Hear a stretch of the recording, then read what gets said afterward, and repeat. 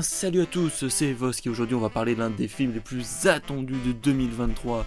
Je parle de, bien sûr, Super Mario Bros. Yahoo!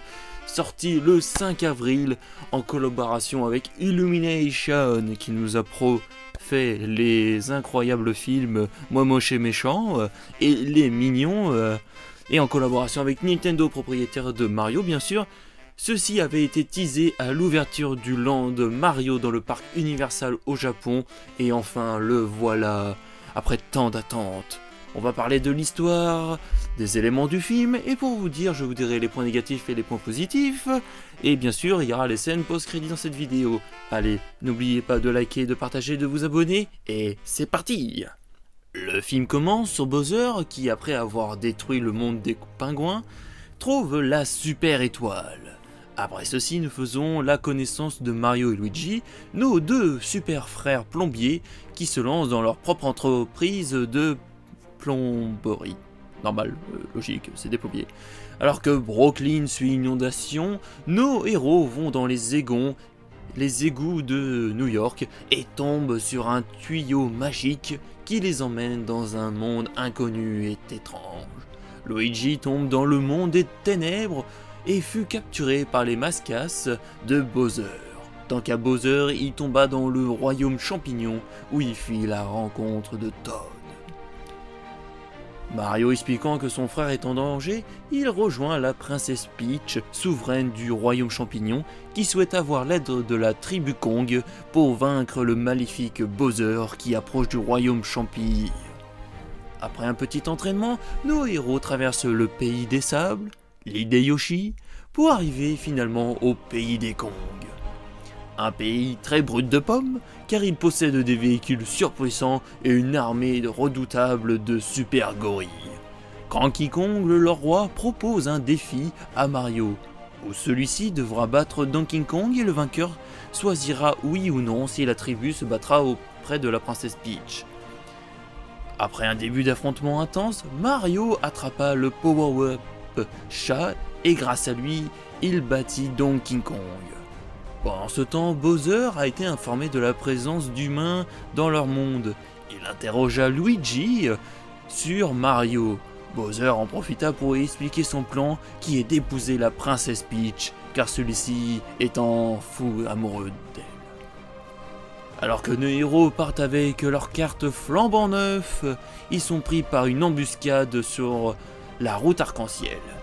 Mario et Donkey Kong sont séparés du groupe, et pendant ce temps, Peach et Toad arrivent au royaume champignon, mais Bowser arriva au même moment et kidnappa la princesse pour l'épouser.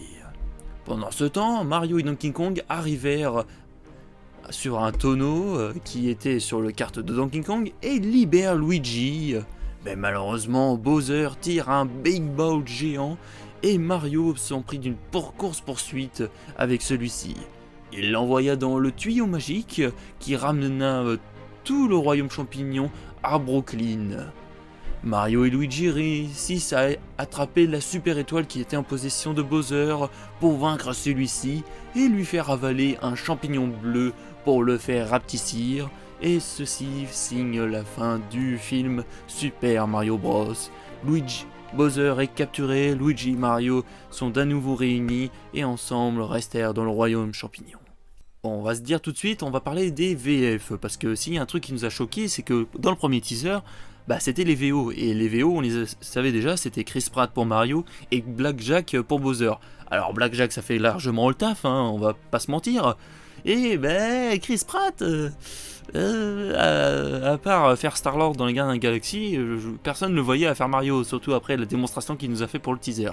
Du coup, dans les VF, nous avons Pierre Tessier qui fait du coup la voix de Mario, mais qui fait aussi la voix de Ryan Reynolds et de Deadpool, et qui a été souligné par les fans américains comme étant la meilleure voix de Mario pour le rôle. En tout cas, entre nous, les Allemands, les Italiens, les Français, c'est largement les Français et les Italiens qui ont gagné cette guerre de la voix.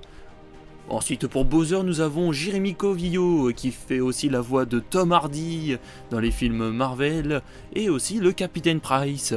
Franchement, j'adore aussi ce doubleur, incroyable. Oh, pour les filles, on a Audrey Surdin qui joue Peach, mais qui joue aussi Abby de The Last of Us, Lara Croft et Cassandra dans Assassin's Creed Odyssey. Pour Luigi, nous avons Benoît Dupac qui fait Glenn dans Walking Dead, le personnage de GTO, désolé je me souviens plus, et plus récemment on peut citer Shadow dans Sonic Boom. Voilà, comme ça vous l'avez à peu près. Pour Todd, nous avons Emmanuel Gachiro, désolé pour les noms de famille, je fais comme je peux, qui joue bien sûr Hercule, Anakin Skywalker, Bernie dans Corneille et Bernie, et Petit Biscuit dans Shrek. Voilà. Ensuite, pour ceux les plus connus, on a aussi une participation de Dorothée Pousseau pour le Toad Guard, et qui fait aussi la voix de Harley Quinn, Vanellope dans Les Mondes de Ralph, et de Tracer dans Overwatch. Ensuite, pour Donkey Kong, c'est une voix qu'on a connue assez tard. Le dernier teaser est sorti il y a à peine un mois. On a du coup Xavier Fagon qui joue Corvo dans Solar Opposite, ou encore le commandant dans Les Pingouins de Madagascar. Ensuite, pour encore un connu, nous on a le fameux Donald Renew qui joue le Kamek qu'on a déjà vu dans le teaser, mais c'est aussi la voix de Titus, Spider-Man, Terry dans Solar Opposite, le capitaine dans le film Buzz l'éclair de Pixar, et qui va jouer aussi le personnage en eau dans le prochain film Pixar Élémentaire. Ensuite, bien sûr, on l'attendait forcément. Est-ce que vous connaissez Charles Martinet ? Charles Martinet est normalement la vraie voix officielle de Mario, c'est celui-ci qui fait la voix de Mario depuis le tout début des jeux vidéo. Et malheureusement, c'était pas lui la VO, c'était Chris Pratt. Mais il fait quand même un petit caméo. C'est lui qui joue l'oncle de Mario dans le jeu, d'ailleurs l'oncle qui joue sur une borne d'arcade à Donkey Kong, et qui est dans un bar qui s'appelle Pot Shop, qui est la première apparition de Mario. Et qui, du coup, l'oncle de Mario possède la tenue, fait les bruits et les mimiques de notre Mario en jeu vidéo, et du coup, c'est la voix de Charles Martinet, qui est français d'ailleurs. Alors, gros big up à lui, heureusement qu'ils ont fait quand même un historique sur lui. C'est la moindre chose quand même, forcément connaissant Nintendo. Ensuite, on a malheureusement le regretté Christophe Lemoine, qui était le Bowser du premier teaser, qui cette fois-ci dans le film joue le général Copa Bleu, qui a un rôle très important dans le film, et c'est lui qui fait aussi la voix de Cartman dans South Park, Mugman dans Cuphead, ou encore du Bojack dans Borderlands 2. Et pour finir, celui qu'on voit le moins, le roi pingouin qu'on voit dans le teaser du film, qui est doublé par Thierry Desroses, qui est d'autre que la VF de Nick Fury dit Samuel L. Jackson, ou alors de Caron dans John Wick, et pour ne citer que lui, aussi le personnage, je sais plus comment il s'appelle, dans la série Resident Evil sur Netflix. Bon, les VF, on les a toutes faites, pour moi elles sont toutes incroyables, j'ai rien à dire dessus, et heureusement, parce que franchement, quand on voit la VO, on part de loin. Avec le petit changement de Christophe Lemoine, à part ça, sinon la voix de Bowser est plutôt pas mal, rien à dire dessus. Bon, on va passer maintenant aux musiques. Les musiques, c'est le truc le plus important. Forcément, on les connaît par cœur, entre les jeux de Luigi Mansion, les jeux de Mario, les jeux de Donkey Kong, les jeux de Peach, Wario, et tout ce qui en suit, Mario Party, etc. On les connaît par cœur. Mais là, bizarrement, on a quelques thèmes des musiques, pour certains, comme par exemple quand Luigi se retrouve dans le monde des ténèbres, on a juste quelques notes de Luigi Mansion. On n'a pas une musique entière, on a juste les 3 premières notes.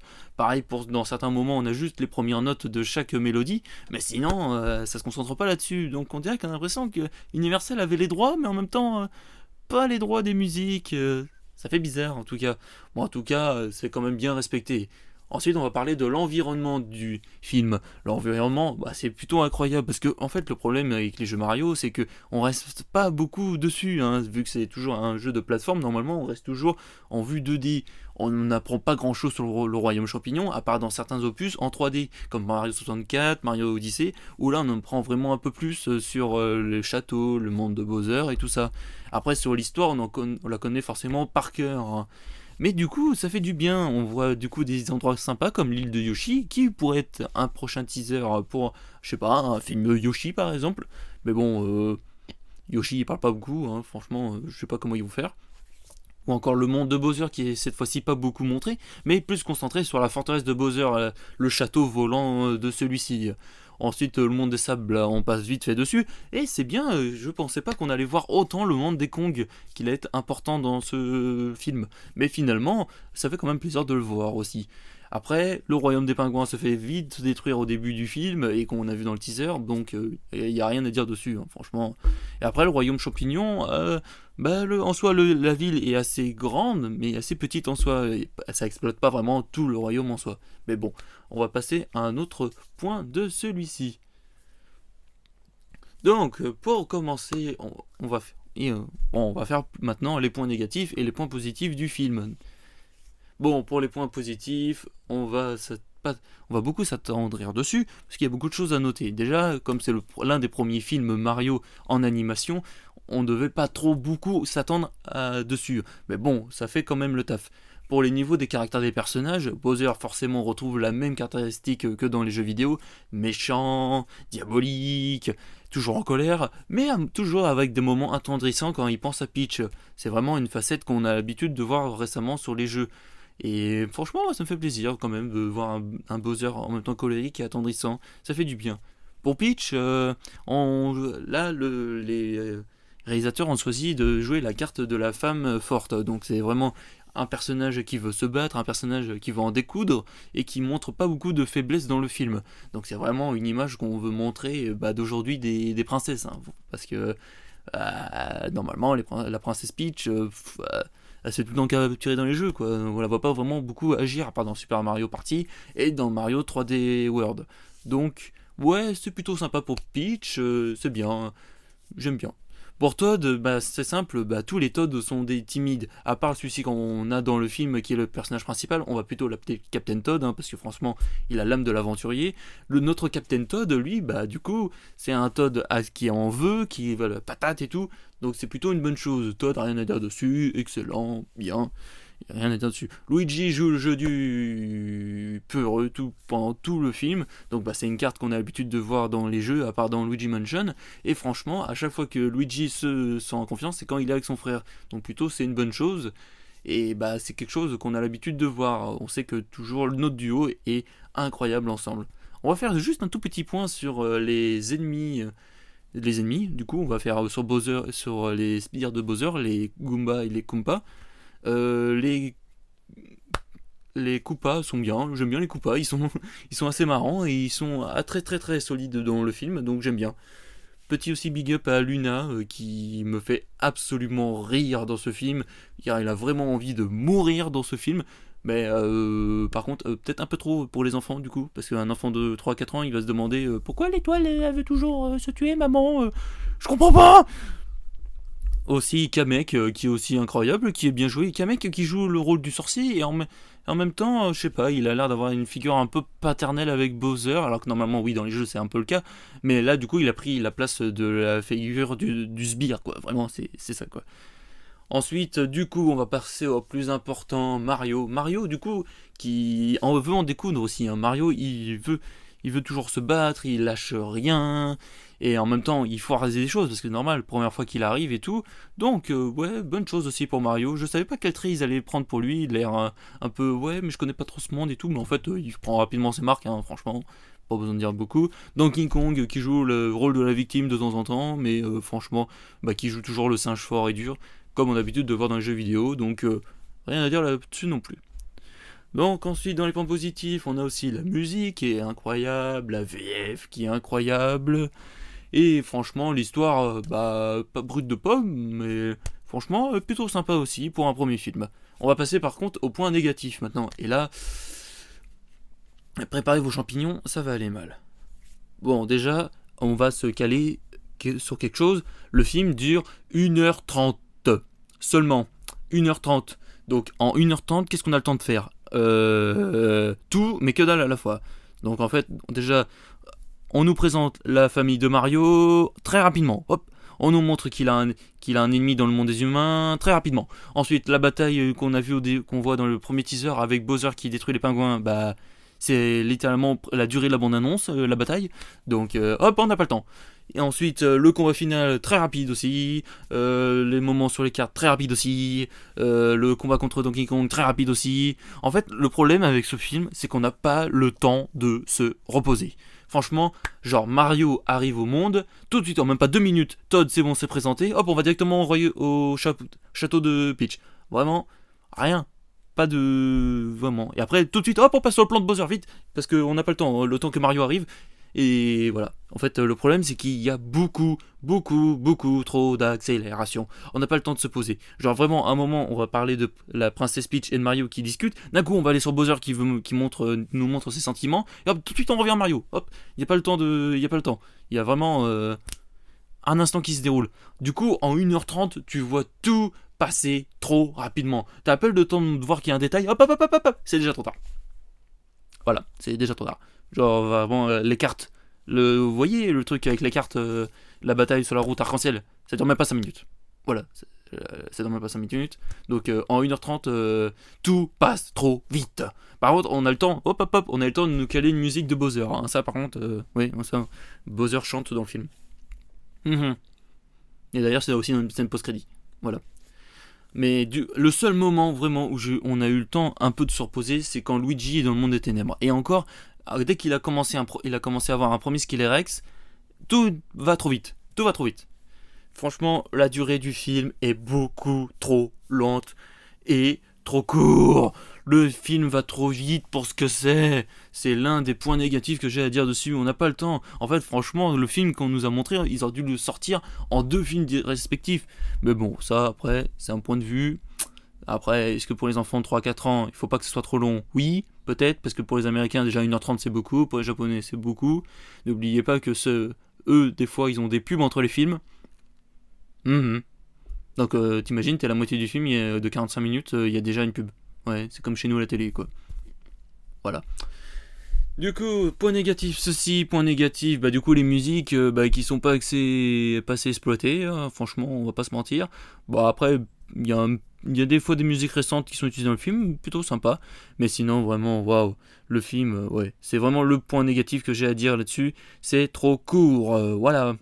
Et pour la presse, du coup, ils sont en train d'arracher ce film. Ils critiquent le film comme quoi, oui, alors, c'est un film où il y a des références, voilà.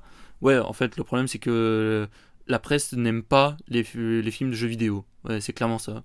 Parce que là, ils sont en train de le défoncer là-dessus pour disant alors le film n'a pas de scénario, c'est un gros copier-coller, le film a des personnages détestables et oubliables. Ah ouais, on avait oublié que ceux qui faisaient les rédactions de la presse, c'était des gars de plus de 50 ans, qui gagnent plus de 5000 cas par mois, et bien sûr qui n'ont jamais joué à un jeu vidéo de leur vie. Voilà, fin de la critique, n'oubliez pas de liker, de partager, de vous abonner, encore merci. Allez, salut, je suis en colère là, j'ai envie de tout casser. Allez, au revoir. Bon, en fait, j'avais pas vraiment terminé la vidéo juste pour vous dire que ma note pour ce film serait plutôt d'un 15/20. Je suis resté un peu sur ma faim avec ce film. Comme je vous le dis, le film est beaucoup trop court et en plus on est en train de détruire le film sur le net. Donc ouais, franchement, il était sympa, il était plutôt bien. Mais bon, est-ce que je le verrai tous les jours? Peut-être pas forcément, mais sinon le film est plutôt fun, les blagues sont plutôt fun. Et bon, ouais, ça fait le taf pour un premier film Mario, j'espère vraiment qu'il y aura une suite. Et moi je vous laisse avec les scènes post-crédit pour voir à quoi s'attendre pour la suite. Et je vous dis à bientôt pour une prochaine vidéo. Allez, salut! Et coupez! Parce que maintenant tout s'arrête et qu'il ne reste plus que vous face au vide sidéral. Ça donne envie de jouer du saxo, hein?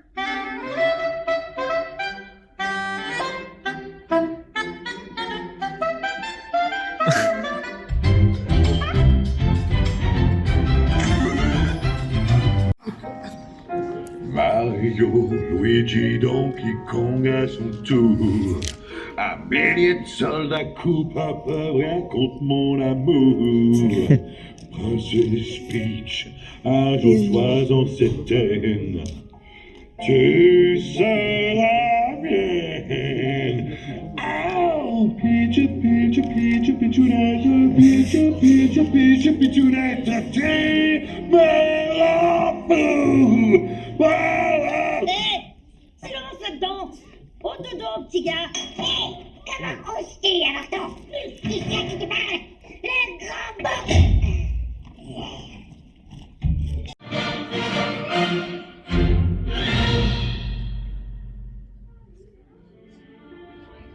Oh, Léonie.